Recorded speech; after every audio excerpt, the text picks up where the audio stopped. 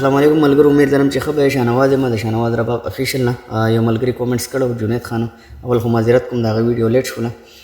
د پیاز خشکي صاحب یو غزل دی چې بې تا چته ټیټ نشي ننګیالی زما ژوندون کړه، زړه زما دې مسلمان کړي، زړه زما دې مسلمان وي، تفکر مې د پښتون کا. الفاظ یې لږ سخت دي، بهرحال طرز یې دومره ګران نه دی.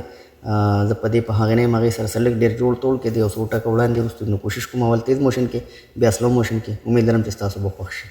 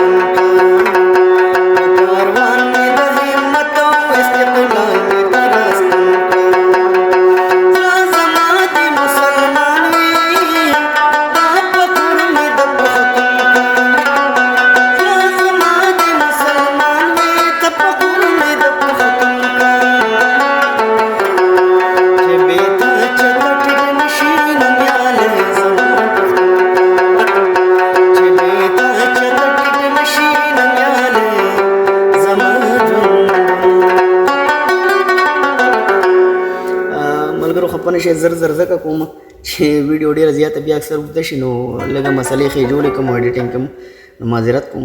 اوس یې درته سلو موشن کې غږوم. کوشش مې کړی دی که څه غلطي فکي ځکه چې په لومړي ځل د خپله د لرنینګ د دې دا ویډیو ورکوم، هسې خو مې غږولې ده، خو مطلب داسې چېرته ما ډېر ریاسل پریکټس نو که څه غلطي فکي معذرت کوم. اوس یې سلو موشن کې وورئ ملګرو. اوس یې ریدم وورئ، اول یې ریدم دی ګورئ،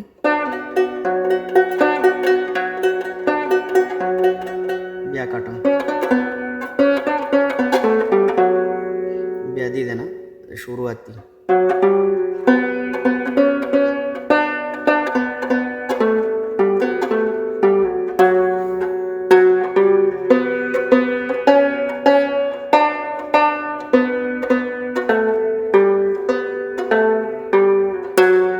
بیا به ډایرکټ بنزیل ته راځئ.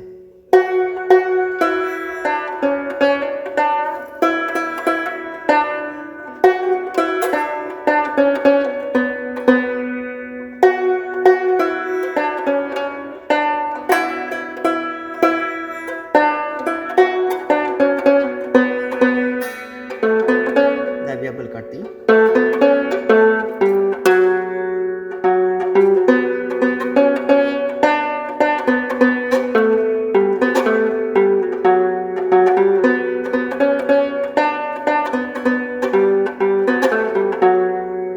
بیا پیسم.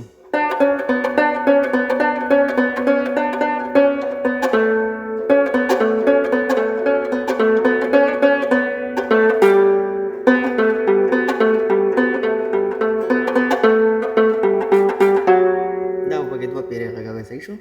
بیا چې کله کټ د دې اخلي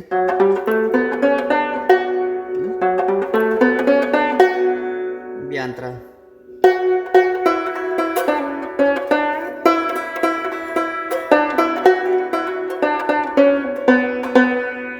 زال وخت ګیله نکړم چې خادي زما یوړه بیا کټه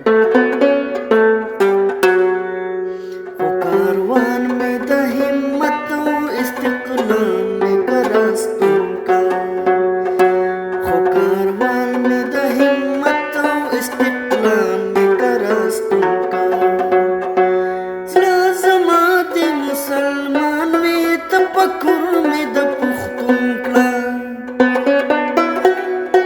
زړه زما د مسلمان وي تفکر مې د پښتون کړه چې بې تا چته ټیټ نشي ننګیالې زما پښتون کړه چې بې تا چته ټیټ نشي ننګیالې زما امید لرم چې خوښه شوې به ستاسو دا ویډیو بهرحال بیا هم زه معذرت کوم که چېرته څه ټک نیم پکې وړاندې وروست وي د هغې دپاره معذرت کوم انشاءالله د بلې ویډیو انتظار کوئ کومنټس کوئ ویډیو لایک کړئ ځان سره چینل سبسکرایب کړئ مننه